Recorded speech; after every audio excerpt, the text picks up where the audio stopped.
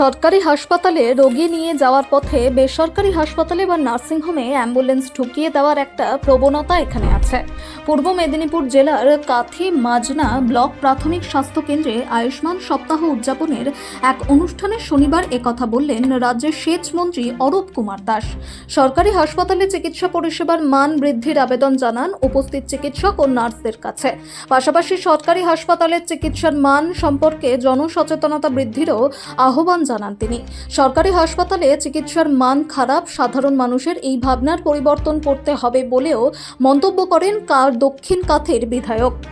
Hospital আমরা তৈরি করতে পারি, তো সেক্ষেত্রে তো একটু সময় লাগে, কারণ একটা বড় স্ট্রাকচার দান করাতে অনেকটাই সময় লাগে।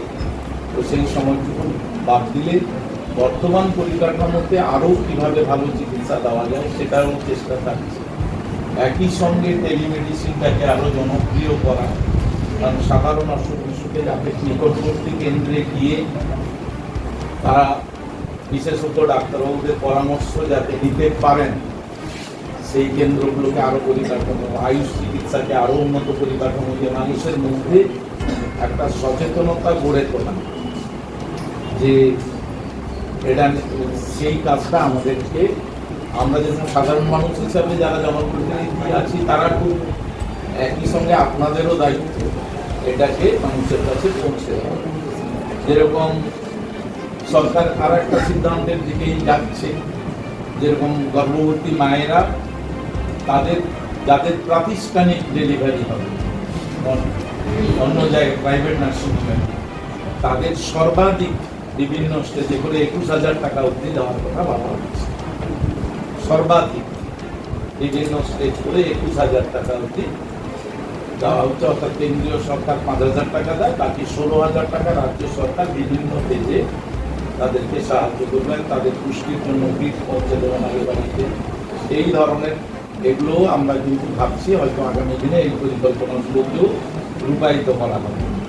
অর্থাৎ স্বাস্থ্য বিভাগের আপনারা যারা রয়েছেন স্বাস্থ্য বিভাগের সঙ্গে যুক্ত, তাই আমাদের অনুরোধ এই পরিষেবাটাকে মানুষের কাছে পৌঁছে দেওয়া শুধু নয়, মানুষ কি পেতে পারে সেই একটা সচেতনতাও তাদের সম্পর্কে গড়ে দেওয়া দরকার। এই কয়েকদিন আগেই আমার কাছে এক বাড়ির পৌঁছেছে, তাকে তিনি হসপিটালে নিয়ে যাচ্ছিলেন, যে গাড়িতে ছিলেন সে গাড়ি তাকে একটি নার্সিংহোমে নিয়ে,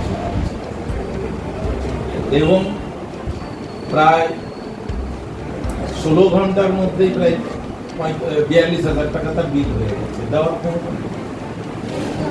এরকম একটা অবস্থা কিন্তু আমাদের এখানে মানুষের কাছে পৌঁছাচ্ছে।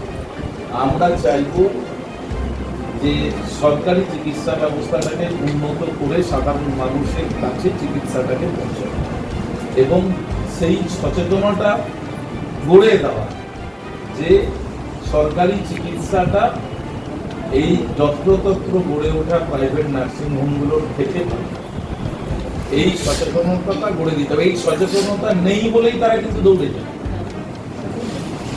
এইটা কিন্তু আমাদের কাছে, আমাদের দিক থেকেও দায়িত্ব যে ওদের কাছে পৌঁছে দেওয়া, যে তোমরা সরকারি চিকিৎসা ব্যবস্থা পেতে এসো, তাহলে তোমরা এগুলো পাবে।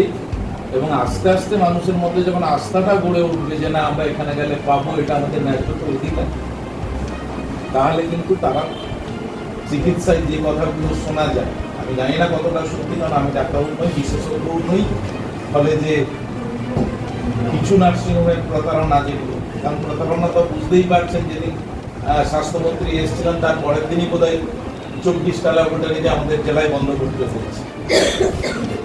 আমার কাছে যদিও সেগুলো সবই লিস্ট রয়েছে, 24টি ল্যাবরেটরিকে আমাদেরকে বন্ধ করতে হয়েছে, যাদের কোনো রেজিস্ট্রেশন নেই, কোনো কিচ্ছু নেই, তারা অবাধে ব্যবসা চালিয়ে যাচ্ছে। এটা এক ধরনের প্রতারণা।